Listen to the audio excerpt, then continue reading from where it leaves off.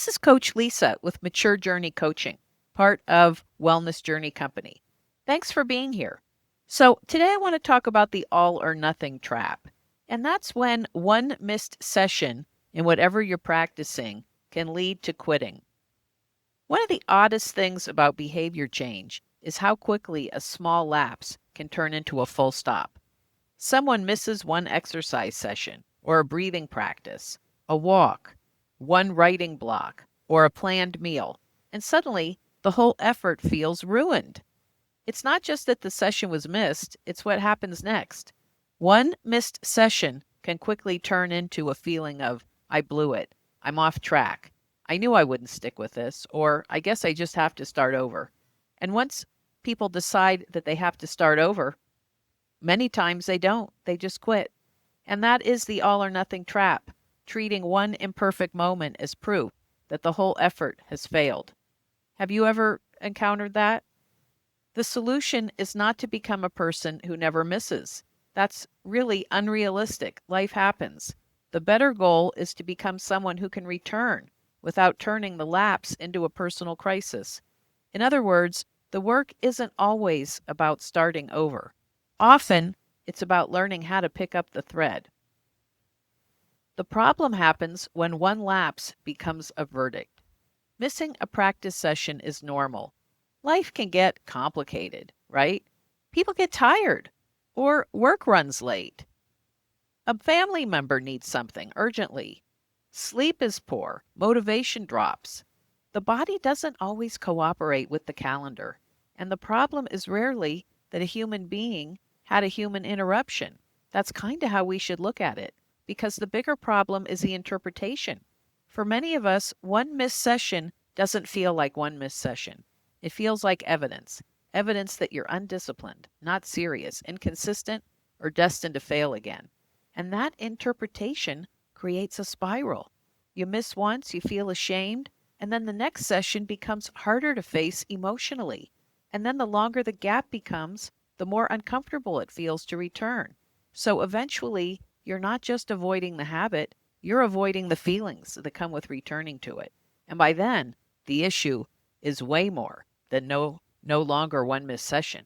It's become the story about who you are. So a solution is to build the return into the plan. Make a plan B. Decide in advance what you're going to do if there is a missed day. Because if lapses are predictable, then returning doesn't need to be treated as an emergency. It'll just be part of the plan. And this is where many habit change efforts break down because they're designed for the ideal version of you: rested, motivated, organized, emotionally steady, and living in a cooperative environment. Typically, that's when we're making a lot of our goals, when we're feeling really high on life and up to the challenge. But real people have difficult weeks. We travel, we get sick, we overcommit, we lose focus. Our routines get disrupted by so many things that are just life unfolding, not our fault. So a sustainable plan includes a way back, and that may mean having a minimum version of the habit. It might mean deciding in advance what counts on a hard day. It might mean having a simple reentry rule, like if I miss, I can return with the smallest possible version the next day. Or even just thinking about it and realizing that you're not doing it and why you're not doing it today, and just acknowledging that that has to be okay. If you've got to run to the emergency room to see someone, or your boss has insisted that you do something, it may be totally unreasonable, but that is forcing you not to do what you wanted to do for yourself that day. So really just to kind of absorb the reality, or sometimes you're just not up to it. You want to do 10 seconds, and then that's it for the day. That could also be your best effort for today. So, so you might want to turn the question of, why can't I stay consistent if you're feeling self-critical into what can help me reconnect? The point is not to excuse quitting, but the point is to stop turning every interruption into a dramatic restart. Another thing is, a lot of times, all or nothing thinking turns behavior into identity. It divides behavior into two categories: perfect or failed. on track or off track, disciplined or lazy, doing it right or not doing it at all. So this is kind of a punishing way to approach change. And many of us just do this with everything. And it leaves very little room for ordinary life, right? Interruptions, low energy days, which means that sometimes, you don't have control of things, right? Your nervous system is calling the shots. There can be a maintenance mode. An accountant really has a lot of seasonal work. Many people do. And so things just have to shift for those folks in tax season so they could go into a maintenance mode. There's also travel. Travel gets us off. Illness for sure. It's not even usually advised sometimes to do many of the things we regularly do. We need to use our energy for healing. Grief, stress, simple resistance. And because it leaves no room for the middle, it makes quitting seem reasonable. So if the only acceptable version of success is perfect consistency, which is almost impossible, then the first missed session looks like proof of failure. And so that's just not how sustainable change works. Real change almost always includes adjustment, repair, recommitment, and repeated returns. The people who succeed over time are not usually the people who never get interrupted. They're the people who learn how to recover without turning every interruption into a verdict. This is one reason I find the stages of change model useful.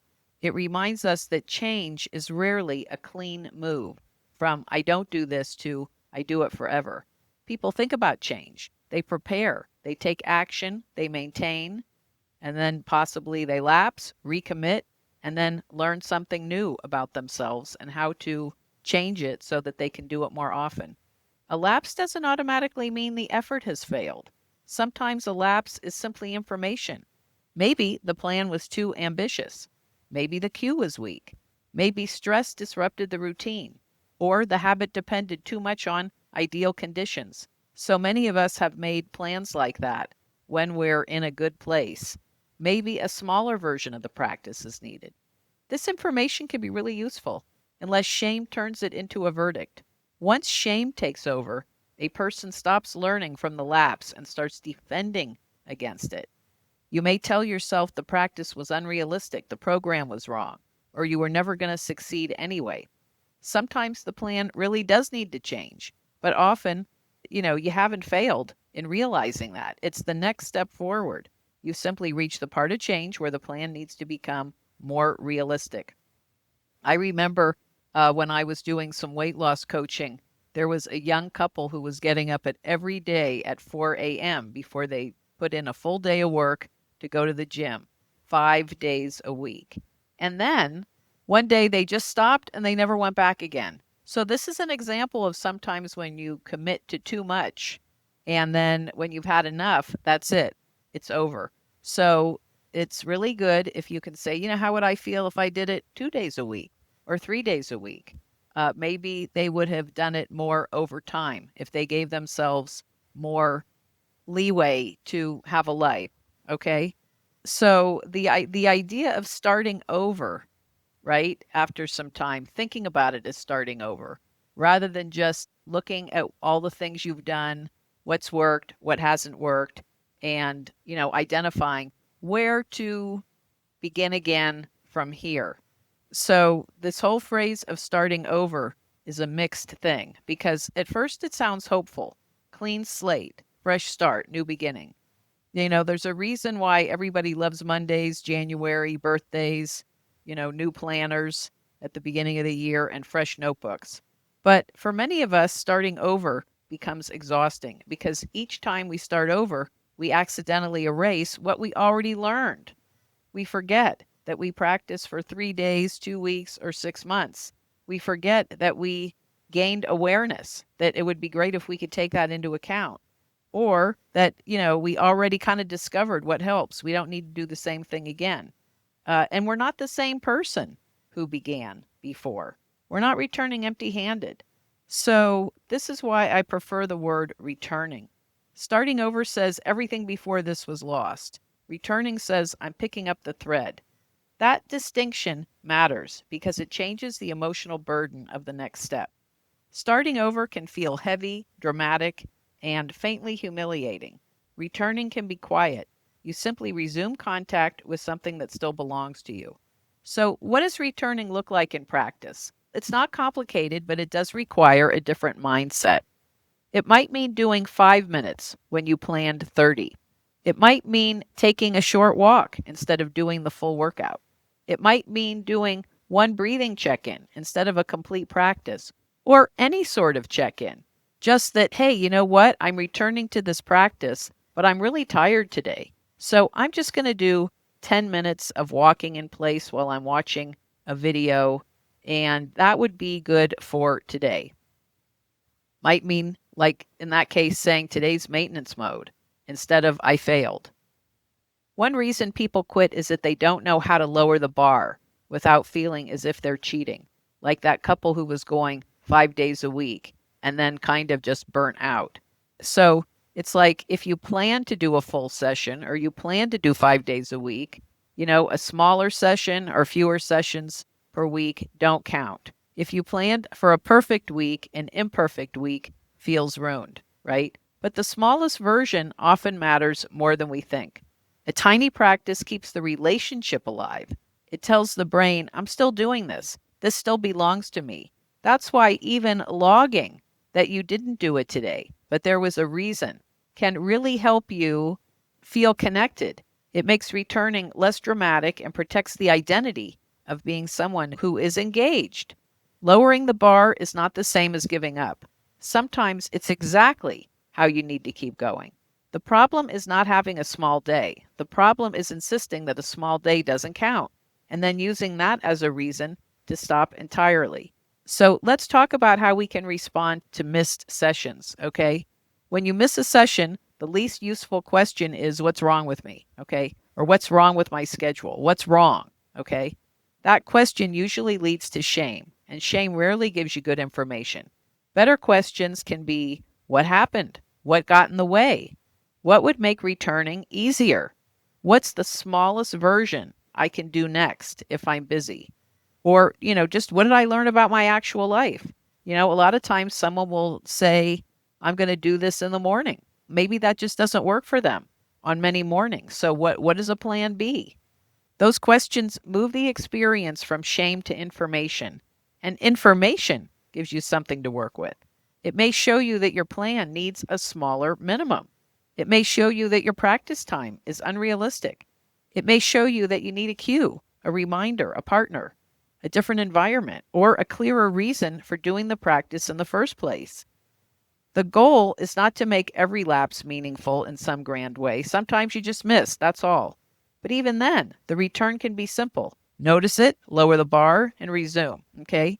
So the bottom line is one missed session does not decide the future, okay? It's not the end of the story. Yeah, it's an interruption. It may be a signal of some sort, but it's just a normal part of being human. It doesn't have to become the reason you quit. The danger isn't missing once. It's believing that missing once means the whole effort is ruined. So maybe the goal is not to become someone who never misses. Maybe the goal is to become someone who knows how to return. Someone who can say, I missed a session. That's information, not identity. Someone who can say, I don't need to start over. I need to reconnect, is heading in a good direction. Okay, I'm not back at zero. This is how change becomes more sustainable, not through perfection, but through repair, practice, and returning. Count your comebacks as well as your strengths.